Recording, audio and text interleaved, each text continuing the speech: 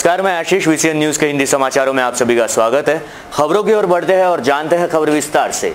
गुटखाबंदी को लेकर सभी पक्षों तथा सामाजिक तत्वों द्वारा आंदोलन किए जा रहे हैं। इसी को मद्देनजर रखते हुए शिवसेना की महिला सेल भी अब आक्रामक दिखाई दे रही है। शहर में हो रही अवैध गुटखा बिक्री को लेकर शिवसेना की ओर से अन्न व नागरिक औषध प्रशासन विभाग में गुटखे की पुड़ियों को लेकर आरती उतारकर आंदोलन किया गया। ध्यातव्य हो कि राज्य सरकार द्वारा गुटखाबंदी होने के बावजूद शहर में विभिन्न जगहों पर बड़ी आसानी से गुटखा बेचा जा रहा है। इन अवैध धंधों को लेकर शासन प्रशासन पूर्णतः लापरवाह दिखाई दे रहा है। शासन के नियमों की धज्जियां उड़ाकर वो प्रशासन के साथ सांठगांठ कर यह अवैध धंधा बड़े जोरों शोरों से जिले में शुरू होने की बात भी कही जा रही है। शासन के नियमों की धज्जियां उड़ाकर वह प्रशासन के साथ सांठगांठ कर यह अवैध धंधा बड़े पैमाने पर जिले में होने की बात भी कही जा रही है। इतनी आसानी से हर तरफ यह गुटखा मिल रहा है तो शासन का अस्तित्व ही क्या, आदि बातें भी नागरिकों द्वारा की जा रही है। गैरहजर असल्याने आम्ही त्यांच्या खुर्चीचा ऑक्शन केलेला आहे आणि त्यांच्या समोर फराळाचं म्हणून गुटखाचे पॅकेट ठेवलेले आहे आणि त्यांनी आम्हाला 7 दिवसाच्या अंदर जेही कोणतीही कारवाई हो त्यांनी आम्हाला आमची कारवाई आम्हाला करून दाखवायचे, एवढंच मी त्यांना निवेदन करते। अपनी अनेक मांगों को लेकर पाणलोट विकास पथक सदस्य संगठनों द्वारा आंदोलन किया जा रहा है। इस आंदोलन के दौरान आयोजकों ने दी है अधिक जानकारी। पाणलोट विकास पथक सदस्य संगठन अमरावती द्वारा विभिन्न मांगों को लेकर धरना आंदोलन किया जा रहा है। 7 वर्ष काम करने पर भी बैच क्रमांक 1 और 2 के कर्मियों को निकाला गया तथा 3, 4 एवं 5 नंबर की बैच को अब तक शासन ऑर्डर नहीं दी जा रही है। आदि प्रकार की अन्य 9 मांगों को लेकर यह आंदोलन किया जा रहा है। इस समय भारी तादाद में आंदोलनकारी उपस्थित थे। उनके सचिव द्वारा दी गई अधिक जानकारी।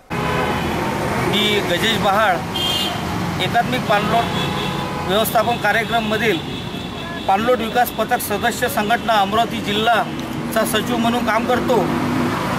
आम्ही गेल्या 7 वर्षापासून एकात्मिक पाणलोट व्यवस्थापन कार्यक्रम मध्ये WDD या क्षेत्राखाली काम करतो। यामध्ये समुदाय संघटक, उपजीविका तज्ञ, कृषी तज्ञ अशा 3 पोस्टिंग आहे। जवळपास हा 2009 पासून कार्यक्रम अमरावती जिल्ह्यामध्ये आणि महाराष्ट्रात चालू झालेला आहे। या कार्यक्रमामध्ये WDDची निवड करण्यात आली। 7 वर्ष तन-मन धनाने काम करून बॅच 1 व 2 या कर्मचाऱ्यांना काढण्यात आलेला आहे। एकंदरीत या कर्मचाऱ्यावर फार मोठा अन्याय झालेला आहे। बॅच 1 ही 31 मार्च 2017 ला काढण्यात आली आणि बॅच 2 30 सप्टेंबर 2017 ला काढण्यात आलेली आहे आणि 2, 3, 4, 5, 6 या बॅचला आजपर्यंत ऑर्डर दिलेली नाही आहे। जवळपास शासनाने या सर्व कर्मचाऱ्यांना 52 प्रकारचे ट्रेनिंग झालेले आहे। जवळपास शासनाचा भरपूर असा खर्च झालेला आहे आणि आमची अशी मागणी आहे की मृद व जलसंधारण विभागाच्या क्षेत्रीय रचनेमध्ये विकल्प फार्मच्या 6 व 7 वर्षाचा जो अनुभव आहे आणि 22 दिवस प्रशिक्षण परिपूर्ण घेऊन प्रशिक्षण शैक्षणिक अर्थ व जिल्हा स्तरावरील सेवा ज्येष्ठता यादी करून समायोजन करण्यात यावे, एक मागणी अशी आहे। आणि दुसरी मागणी अशी आहे की बॅच 1, 2, 3, 4 आणि 5, 6 तसेच अतिरिक्त पाणलोट कर्मचारी वसुंधरा पाणलोट विकास यंत्रणा राज्य पुणे यांच्या मार्फत नियुक्तीचे आदेश त्यांना देण्यात यावे। अंतर्राष्ट्रीय स्तर पर लोक नृत्य लावणी का आयोजन किया गया, जिसमें भारत समेत कई देशों ने अपना सहभाग लिया था, जिसमें लावणी नृत्य को उत्कृष्ट प्रस्तुतिकरण का पुरस्कार भी प्रदान किया गया।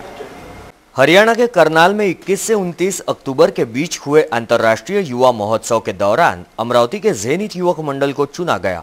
करनाल में आयोजित युवा महोत्सव का उद्घाटन हरियाणा के महामहिम राज्यपाल कप्तान सिंह सोलंकी के हाथों हुआ। इस महोत्सव के दौरान भारत का प्रतिनिधित्व करने के लिए ज़ेनिथ युवक मंडल को कुछ ही गिने चुने विशिष्ट कलाओं की प्रस्तुति इस महोत्सव के दौरान की गई, जिसमें कि Russia, Japan, Malaysia, Indonesia, New Zealand, Nepal, Mauritius आदि देशों के प्रतिनिधियों ने अपना सहयोग दिया। ज़ेनिथ युवक मंडल के द्वारा महाराष्ट्र की पारंपरिक लावणी का प्रस्तुतिकरण कर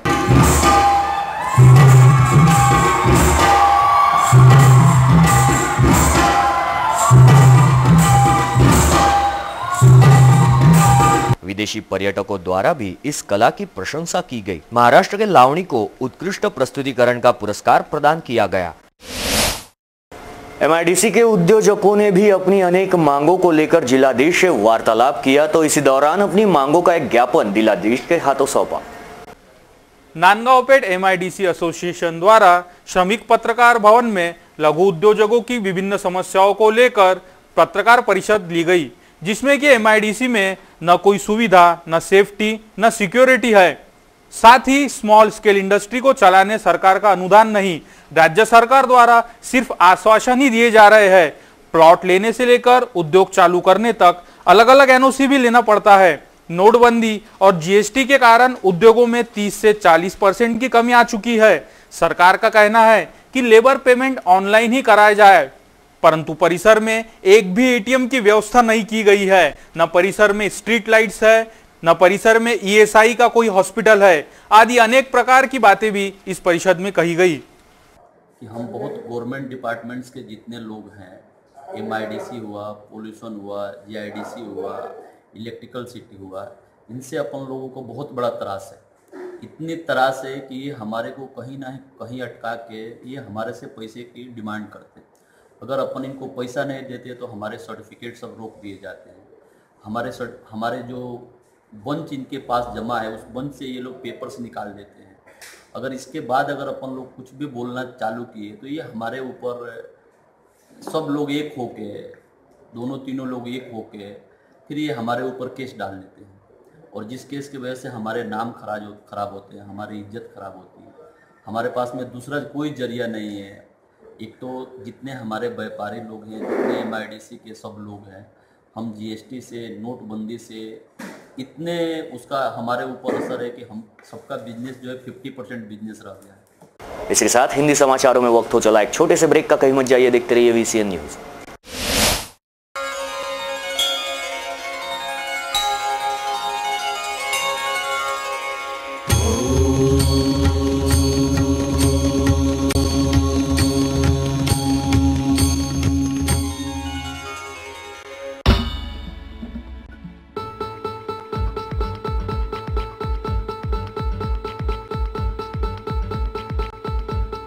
घरची शान, घरचा मान, घराकडे तिचे सर्व ध्यान। कोण आहे ती, अहो हो कोण आहे ती, गृहलक्ष्मी, गृहलक्ष्मी।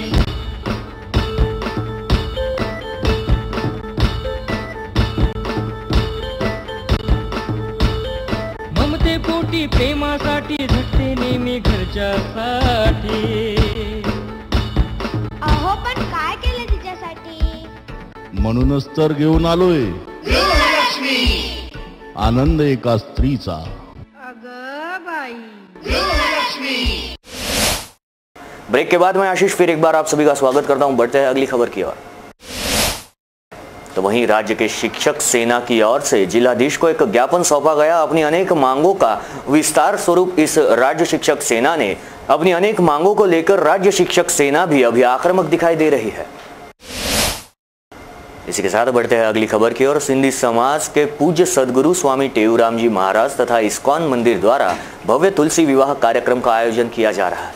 स्थानीय सिंधी समाज द्वारा हर वर्ष की तरह इस वर्ष भी पूज्य सदगुरु स्वामी टेऊराम जी आश्रम द्वारा भव्य तुलसी विवाह का आयोजन किया जा रहा है। मेहंदी रस्म 30 अक्टूबर को सोमवार की शाम 7 बजे संपन्न हुई।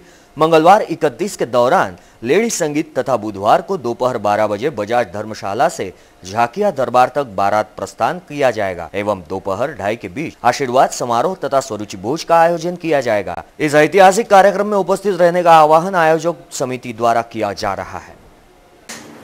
आप सब अमरावती वासियों वालों को हम लोग साई टेऊराम प्रेम प्रकाश आश्रम द्वारा आमंत्रित करते हैं कि 1 तारीख को तुलसी विवाह जो होने जा रहा है उसमें आप सहपरिवार शामिल हुई।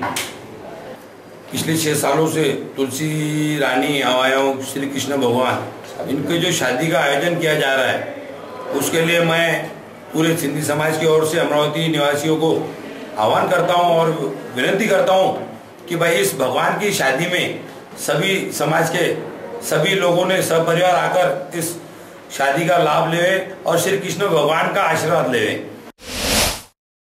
तो वहीं दूसरी ओर गाड़गेनगर पुलिस थाने द्वारा कार्रवाई न करने को लेकर विश्व रत्न डॉक्टर बाबा साहेब आम्बेडकर नवयुवक बहुउद्देशीय संस्था की ओर से पुलिस आयुक्तालय में ज्ञापन सौंपा गया और जल्द से जल्द उचित कार्रवाई करने की मांग इस दौरान की गई।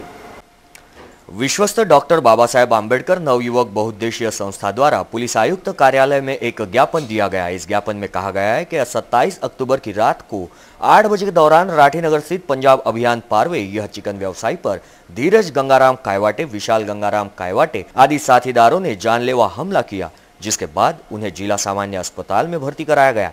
इतना होने के बावजूद भी गाड़गेनगर पुलिस द्वारा कलम 324 का ही गुन्हा दाखल किया गया है। इस प्रकरण में जल्द से जल्द न्याय किया जाए, इस बात को भी इस ज्ञापन में कहा गया।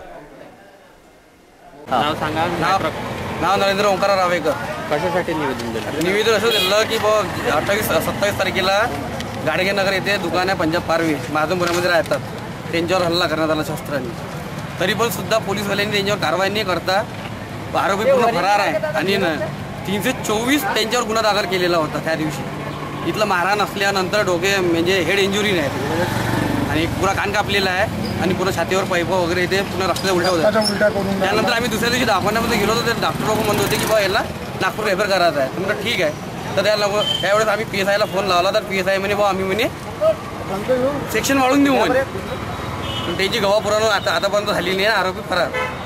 आता काय मागणी आहे? आता मान्य आहे बा आम्हाला आरोपीवर जे गुन्हा दाखल करायचा तो करून द्या आणि आम्हाला न्याय द्या त्या गरीबावर। आणि तो 302 आरोपी 302 आरोप ना तरी परमाना। स्थानीय पुराने बाईपास पर सर्किट हाउस के सामने शनिवार रात 2 गुटों में हुई झड़प के बाद रिवॉल्वर से 3 राउंड फायर किया गया था। विशेष यह कि यह तीनों राउंड फायर हवा में नहीं बल्कि तौसीफ अहमद की दिशा में किया गया। इस मामले में आज पुलिस ने अनिकेत देशमुख, संग्राम देशमुख व अंकुश ढहाके को हिरासत में लिया है। इस बीच पुलिस उपायुक्त परिमंडल 2 के चिन्मय पंडित ने बताया कि वे इस मामले में आरोपी अनिकेत देशमुख का लाइसेंस रद्द करने की दिशा में भी कार्रवाई शुरू कर रहे हैं।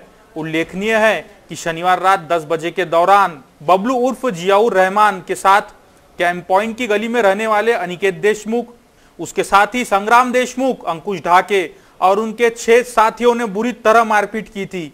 यहां तक कि बबलू को बचाने आए उनके मित्र तौसीफ अहमद की दिशा में अनिकेत ने बेछूट 3 राउंड फायर किया था। इस मामले में फ्रेजरपुरा पुलिस ने अनिकेत देशमुख सहित उसके साथियों के खिलाफ दफा 147, 148, 149, 324, 427, 504 व 506 के तहत मामला दर्ज किया है। इसी बीच अनिकेत देशमुख की शिकायत पर तौसीफ अहमद व बबलू उर्फ जियाउर रहमान व उनके 8 साथियों के खिलाफ भी पुलिस ने 147, 148, 149, 324, 504 व सहधारा 4/25 आम एक्ट के तहत अपराध दर्ज किया है। तो ये थे आज के हिंदी समाचार। हिंदी समाचारों में आज के लिए बस इतना ही। आप आपके सुझाव एवं समस्याएं हमें भेज सकते हैं। हमारा पता है VCN न्यूज कार्यालय, पहली मंजिल, सावजी कॉम्प्लेक्स, सतीधाम मंदिर रोड, रैली प्लॉट, अमरावती। या फिर आप हमसे सीधा संपर्क कर सकते हैं स्क्रीन पर दिए गए इन नंबरों द्वारा। विदर्भ से जुड़ी तमाम जानकारी के लिए देखते रहिए VCN न्यूज। नमस्कार।